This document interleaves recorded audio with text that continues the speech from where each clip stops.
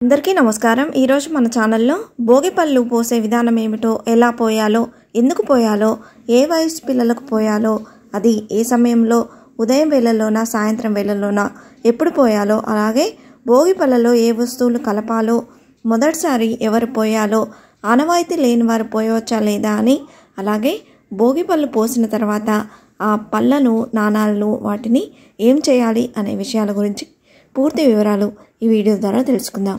ఎక్కడా స్కిప్ చేయకుండా పూర్తి వీడియో చూస్తారని ఆశిస్తున్నాను। అంతకంటే ముందుగా ఇంతవరకు నా ఛానల్ సబ్స్క్రైబ్ చేసుకుని వాళ్ళుంటే సబ్స్క్రైబ్ బటన్ని ప్రెస్ చేసి పక్కనే ఉన్న బెల్ ఐకాన్ని ప్రెస్ చేసి ఆల్ అనే ఆప్షన్ ప్రెస్ చేశారంటే నేను పెట్టే ప్రతి వీడియో మీరు నోటిఫికేషన్ ద్వారా మొదటగా చూసేయవచ్చు। ముందుగా వీడియోలోకి వెళ్ళిపోదాం। సూర్యుడు ధనుర్రాశి నుంచి మకర రాశిలోకి ప్రవేశించినప్పుడు మకర సంక్రాంతి పండుగను జరుపుకుంటాం। ఇదే సమయంలో పంట చేతికొచ్చిన అన్నదాత కళ్ళల్లో ఆనందం తెచ్చే సంబరమే ఈ సంక్రాంతి। ఈ పండుగకు ఒక రోజు ముందుగానే భోగి పండుగ వస్తుంది। సూర్యుడు దక్షిణాయనం చివరి రోజున భోగి సంబరాలు జరుపుకుంటాం। ఈ భోగి పండుగ రోజు ఉదయం అంతా భోగి మంటలతో సందడిగా జరిపి సాయంత్రం వేళల్లో చిన్నారుల తలపై భోగి పళ్ళు పోసే కార్యక్రమాన్ని నిర్వహిస్తారు। తమ పిల్లలపై తల్లిదండ్రులు, చుట్టుపక్కల వారు చిన్నారుల తలపై భోగి పళ్ళను పోసి ఆశీస్సులు అందజేస్తారు। రేగి పండ్లనే భోగి పండ్లని అంటారు। వీటిని చిన్నారుల తలపై పోయడం వల్ల ఆయురారోగ్యాలతో ఉంటారని, నరదృష్టి, గ్రహపీడ నివారణ కలుగుతుందని నమ్ముతారు। ఎందుకంటే తలపై భాగంలో బ్రహ్మరంధ్రం ఉంటుందని, అక్కడ ఈ పళ్ళను పోయడం వల్ల పిల్లలకు మేధస్సు పెరుగుతుందని నమ్ముతారు। అలాగే శ్రీ మహావిష్ణువు ఆశీస్సులు లభిస్తాయని నమ్మకం। పురాణాల ప్రకారం శివయ్యను ప్రసన్నం చేసుకునేందుకు నరనారాయణులు బదరీవనంలో ఘోర తపస్సు చేశారంట। ఆ సమయంలో దేవతలు వారి తలల మీద బదరీ పళ్ళను కురిపించారంట। మరో కథనం ప్రకారం శ్రీవారిని పసివాడిగా మార్చి దేవతలందరూ బదరీ పళ్ళు అంటే రేగి పళ్ళతో అభిషేకం చేస్తారంట।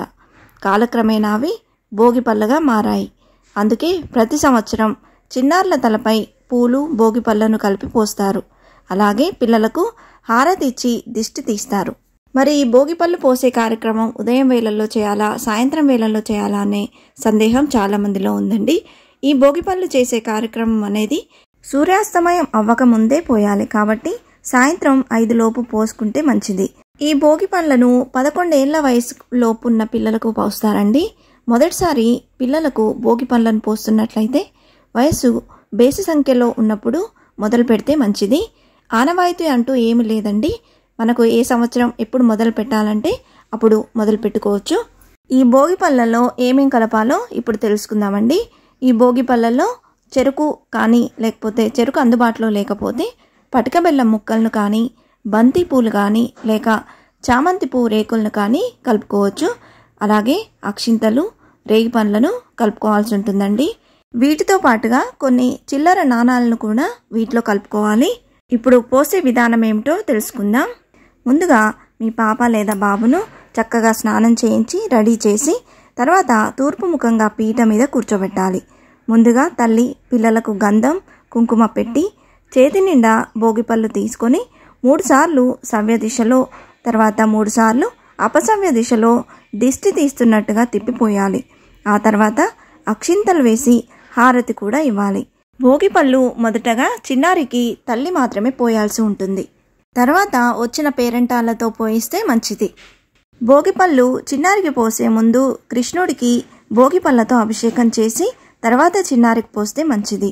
తర్వాత వచ్చిన పేరెంటాలతో కూడా ఇదే విధంగా 3 సార్లు సవ్య దిశలో, 3 సార్లు అపసవ్య దిశలో పోయించి వారికి తాంబూలం ఇవ్వడం మంచిది। ఇది ఆనవాయితీ లేని వారు కూడా చక్కగా చేసుకోవచ్చు। చివరికి దిష్టి భోగి పళ్ళను ఎవరూ తినకూడదు। పండ్లను, పువ్వులను పారే నీటిలో వేయండి। కాయిన్స్ పేదవారికి పంచడం మంచిది।